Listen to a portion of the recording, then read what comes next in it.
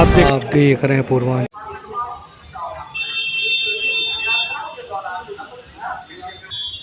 देखिए, मैं ज्ञापन इसलिए देने आया था 10 दिन से। हमारे यहाँ डोमीगढ़ का पुल है, वो पुल छड़ दिखाई दे रहा है, मट्टी भट गया है पूरे पुल पर। समझिए पुल वो जर्जर हो गया है। ओवरलोड गाड़ी आती है पत्थर लेकर के, मट्टी लेकर के, कभी भी पुल ध्वस्त हो सकता है। तो कहने का मतलब है, हम सरकार से गुहार कर रहे हैं। मैं गठबंधन राष्ट्रीय लोक दल के गठबंधन का हूँ। मेरे नेता जयंत चौधरी जी भाजपा से गठबंधन किए हैं और यहाँ के जो एक्सीएन है लोक निर्माण विभाग के, जिनके चार्ज में है, उनका नाम अरविंद कुमार है।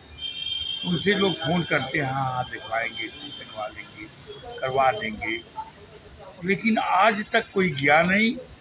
और इतना वो हो गया है, कभी भी पुल ध्वस्त हो सकता है, ऊपर गाड़ियाँ इतनी आती हैं।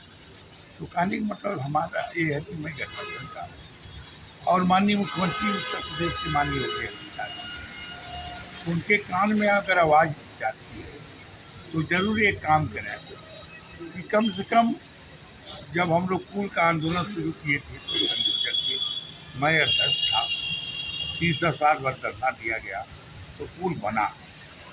तो अगर वो पुल ध्वस्त हो जाएगा तो हमारे लोग फिर पुराने इतिहास पर आ जाएंगे। तो इसी मांग के लिए, इसी काम के लिए आया हूँ कि महाराज जी नहीं हो तो मैं अब लेटर माननीय अपने नेता जो जय चौधरी को भेजूँगा, अब भेजे भी हैं। लेकिन होता क्या भाई साहब, हम लेटर देते हैं, अधिकारी जांच में पाता है, लिपालुपी कर देता है, वो अपना लिप पोत देता है, कुछ होता नहीं है। शासन सत्ता में चौधरी चरण सिंह ने कहा था, अटल बिहारी वाजपेयी जी ने कहा था कि इनको अगर एसी में बैठने वाले लोगों से लड़ना है तो अपने किसान लोग एकता लाएं और एकता ला करके इनके खिलाफ लड़ाई करिए और कागज़ कलम से लड़िए। तो हम तो आज मान लीजिए परिपत्र दे दिए, चले जाएंगे, ये अधिकारी को लिखेंगे, अधिकारी कागज़ में जैसे महाराज जी ने कहा था कि पूरे उत्तर प्रदेश का गड्ढा मुक्त हो जाए, लेकिन गड्ढा मुक्त कागज़ में हो गया। एक्सीएन एसी और चीफ हैं, महाराज जी आते हैं लोक निर्माण विभाग के लोग, ले जा कर के दिखा देते हैं कि डोमीगढ़ से 0 पॉइंट तक, डोमीगढ़ से दोहरिया तक, डोमीगढ़ से मोहम्मदपुर तक रास्ता एकदम गड्ढा मुक्त हो गया है। ये महाराज जी को दिखाते हैं, ये महाराज जी को कागज़, महाराज जी बेचारे अभी सांसद तो हैं नहीं कि मेरे क्षेत्र में जाएंगे।